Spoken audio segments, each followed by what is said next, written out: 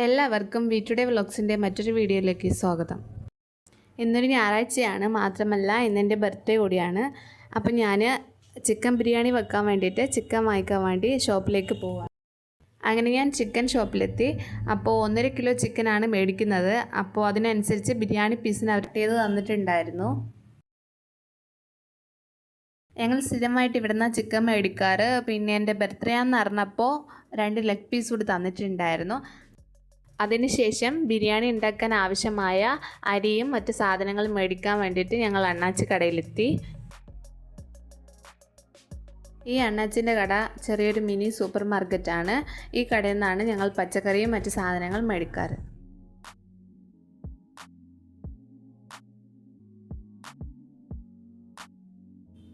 അങ്ങനെ ഞാൻ സാധനങ്ങളെല്ലാം വാങ്ങി വീട്ടിലേക്ക് തിരിച്ചെത്തി. സബോളയും തക്കാളിയും പച്ചമുളകും വെള്ളത്തിലിട്ട് കഴുകിയതിന് ശേഷം ഓരോന്നായി കട്ട് ചെയ്യാൻ വേണ്ടി തുടങ്ങി.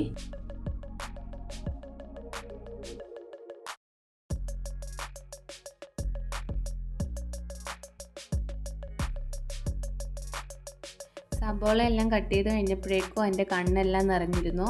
അടുത്തിനി തക്കാളിയും പച്ചമുളകെല്ലാം കട്ട് ചെയ്യാനായിട്ടുണ്ട്.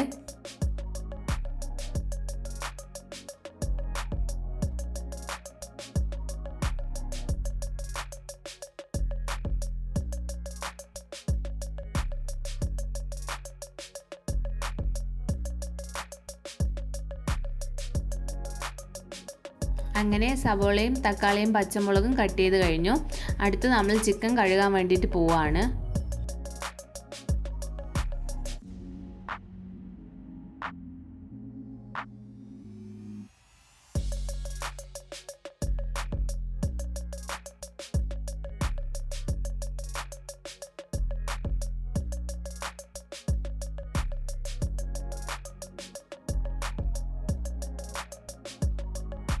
അങ്ങനെ ചിക്കൻ നല്ല വൃത്തിയായി കഴുകി എടുത്തിരിക്കുകയാണ്. അതിലേക്ക് ആവശ്യത്തിന് മുളക് പൊടി, മഞ്ഞൾപ്പൊടി, ഗരം മസാല, ഉപ്പ്, 2 നാരങ്ങ നീര്, 1/2 ലിറ്റർ തൈര് എന്നിവ നന്നായി മിക്സ് ചെയ്യാൻ പോവുകയാണ്.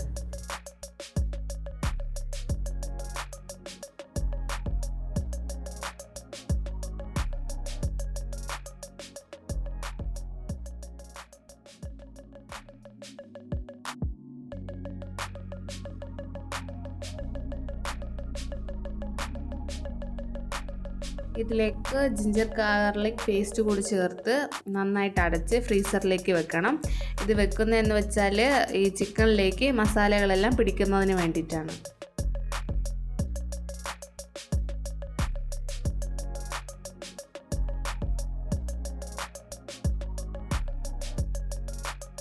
അതിനുശേഷം അരി നന്നായിട്ട് കഴുകുകയാണ്.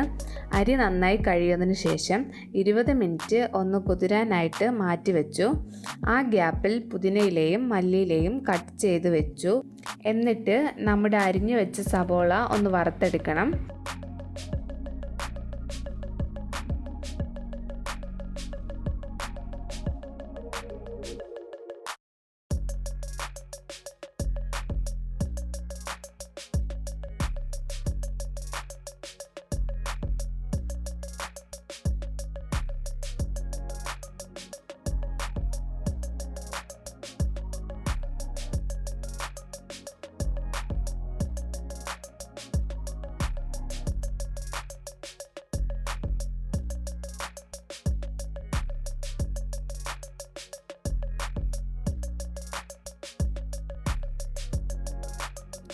ഈ ഗ്യാപ്പിൽ റൈസിലിടാനുള്ള കാഷ്യൂനട്ടും ഉണക്കമുന്തിരിയും നെയ്യിലാണ് വറുത്തെടുത്തത്.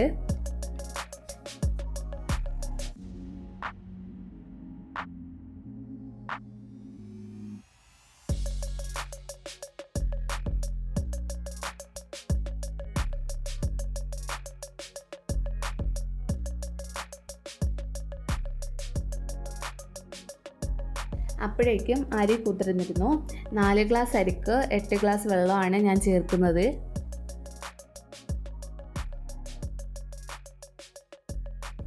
ഈ റെസിപ്പിയെല്ലാം എൻ്റെ അമ്മ പറഞ്ഞു തന്നതാണ്. ഞങ്ങളുടെ വീട്ടിൽ ഏതൊരു ഫംഗ്ഷൻ വെച്ചാലും ബിരിയാണി ഉണ്ടാക്കുമ്പോൾ ഇങ്ങനെയാണ് ഞങ്ങൾ വെക്കാറ്. എല്ലാവർക്കും അത് ഇഷ്ടമാണ്. ഞങ്ങളുടെ ഫാമിലിയിൽ എല്ലാവർക്കും അത് ഇഷ്ടമാണ്.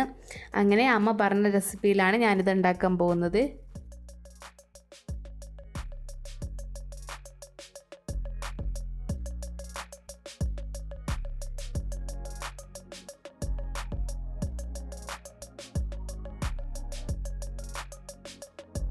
അങ്ങനെ സവാള എല്ലാം വറുത്തെടുത്തിട്ടുണ്ട്.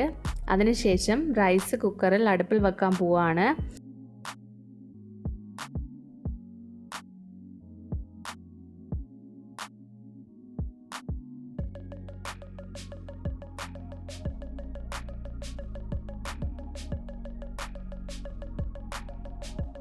സവാള വറുത്തെടുത്ത ആ ഓയിൽ തന്നെയാണ് ചിക്കനുള്ള ഗ്രേവി തയ്യാറാക്കുന്നത്.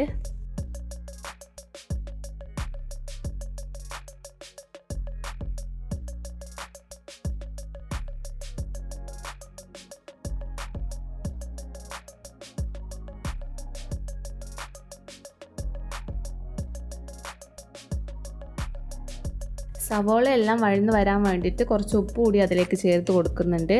കുറച്ച് നേരം കൊണ്ട് തന്നെ സവോള എല്ലാം വഴന്നു വരും.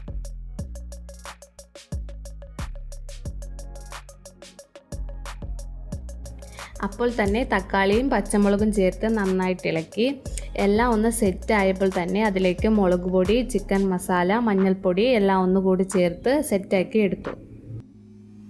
ഇപ്പോൾ സമയം 1:30 2 മണി ആകുമ്പോഴേക്കും എല്ലാം ഒന്ന് സെറ്റായി വരുമെന്നാണ് പ്രതീക്ഷിക്കുന്നത്.